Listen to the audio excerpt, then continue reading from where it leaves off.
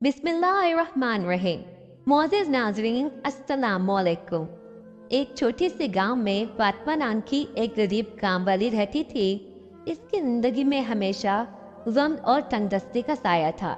इसका शोहर कई साल पहले एक हादसे में चल बसा था और इसके बाद फातिमा ने अपने छोटे छोटे बच्चों को अकेले ही पाला था। इसका बेटा इमरान इसकी सबसे बड़ी खुशी थी।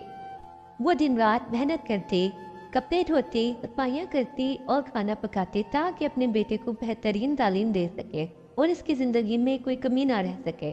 फातिमा की दिन भर की मेहनत का सिला सिर्फ थोड़ी सी उजरत मिलता था। वो गांव के एक बड़े कारोबारी शख्स इकराम के घर में काम किया करती थी। इकराम एक बहुत ही अमीर आदमी था जिसका बड़ा सा घर था और वो अक्सर अपनी जिंदगी की खुशियों से बेखबर दिखाई देता था। इसका खानदान बाहर के मुल्क में रहता था और वो खुद अपनी जिंदगी में बहुत तन्हा था। इसके दिल में किसी का प्यार या हमदर्दी नहीं थी, बस पैसा और ताकत की भूख थी। फातिमा का काम इकराम के घर में मुख्तलिफ था। कपड़े धोना, बर्तन धोना, सफाइयाँ करना, खाना पकाना। इकराम कभी कभार फातिमा से बात कर लिया करता था, मगर हमेशा अपनी ही दुनिया में गुम रहता।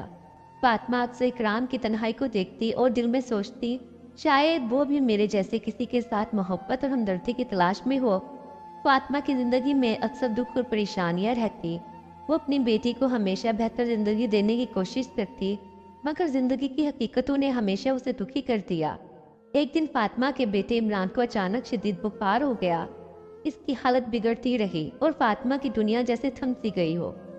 वो बेख्तियार हो गई क्योंकि इसके पास इलाज के लिए पैसा नहीं था और ना ही किसी से मदद की तवक्का थी। इसने इकराम के घर में जाकर मदद की दरख्वास्त की। फातिमा का दिल बहुत बेताब था, इसकी आंखों में मायूसी की गहरी छाइयाँ थीं। इसने इकराम से कहा, मेरे बेटे की हालत बहुत खराब है, मुझे इसका इलाज करवाना है, मेरे पास पैसे नहीं हैं, क्या आप मेरी मदद कर सकते हैं? इकराम, जो हमेशा फातिमा को एक मामूली काम वाली के तौर पर देखता था, पहली बार इसकी दुख भरी हालत को देखकर कुछ हिचकिचाया। वो जानता था कि वो फातिमा की मदद कर सकता है, लेकिन इसके अंदर कोई हमदर्दी ना थी और ना ही वो इसका दर्द समझ सकता था। इसने फौरन जवाब दिया, मेरे पास भी वक्त नहीं है, फातिमा बहुत से काम है। फातिमा की आंखों में एक टूटा हुआ उम्मीद का जगमगाता सा असर था, लेकिन इकराम ने बेहिसी से इसके दिल को तोड़ दिया। वो खामोशी से वापस चली आई और अपने बेटे इमरान के साथ, जो इस वक्त बहुत कमजोर था, अपने छोटे से कमरे में आ गई।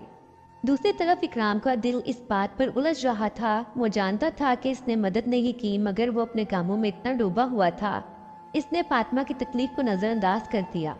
इसकी जिंदगी में सब कुछ था, पैसा था, ताकत थी, दौलत थी, लेकिन इसके दिल में हमदर्दी या मोहब्बत नहीं थी।